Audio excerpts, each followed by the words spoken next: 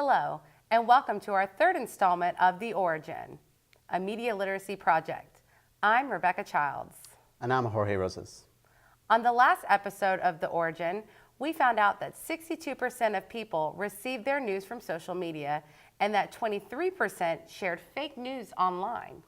With the amount of fake news spread across social media, I am surprised that number is not higher. I agree, Jorge. It can be extremely hard to tell if a headline is in fact true or if it's misinformation. Certain social media platforms, such as Facebook, have tried to take steps to debunk fake news by partnering with third-party fact-checkers. However, researchers have found that tagging these false headlines has had an extremely small impact on readers when determining the validity of those headlines. So this week we wanted to find out if people could determine if a story is real or fake based on the headlines and the websites the stories are posted on. Do you think you could tell the difference?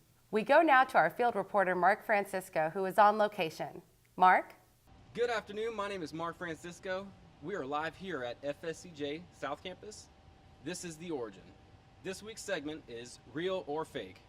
I will be asking several college students whether or not the articles I place in front of them are indeed true or fake on their first perception. House Republicans launched 2 new investigations tied to Hillary Clinton. And you think that is a true or fake story? Sure, we'll say it's true. House Republicans launched 2 new investigations tied to Hillary Clinton. What do you think? I think it's real. House Republicans launched 2 new investigations tied to Hillary Clinton. What do you think? Do you think that's a true news story or a false? I would believe that's false. House Republicans launched 2 new investigations tied to Hillary Clinton. That seems true enough. House Republicans launched 2 new investigations tied to Hillary Clinton. I'll say that's true. James Comey tweets ominous death threat to Trump. I say it sounds fake. James Comey tweets ominous death threat to Trump. Sure, I guess that's true. James Comey tweets ominous death threat to Trump. I like the sound of that, so I'm going to say true.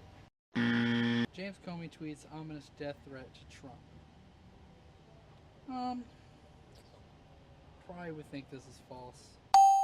James Comey tweets ominous death threat to Trump. I would also believe that's false. Miami Dolphins fire Black Lives Matter player who kneeled during Sunday's game. This is probably false. I haven't really heard anything about this. Miami Dolphins fire BLM players who kneeled during Sunday's game. I want to say that's false. Breaking. Miami Dolphins fire BLM player who kneeled during Sunday's game. I would believe that's true. Miami Dolphins fire BLM players who kneeled during Sunday's game. What do you think? I say that sounds fake. Breaking. After Vegas witness who identified second shooters found dead, cops make sudden shock announcement. False.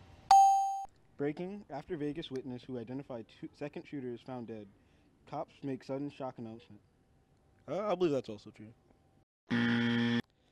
After Vegas witness who identifies second shooter is found dead, cops make sudden shock announcement.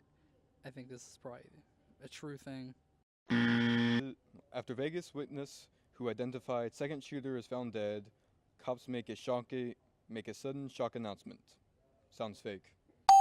After Vegas witness who identified second shooter is found, cops make sudden shock announcement. It's hard to say. They're grammatically incorrect even, so I'm going to say this one's fake just for the hell of it. Trump is treason. Protester throws Russian flags at president. I believe that's false. Trump is treason. Protester throws Russian flags at President Trump. This is probably true. I can see that happening. Trump is treason. Protester throws Russian flags at president. Sounds fake. Trump is treason. Protesters throw Russian flags at president. That's true.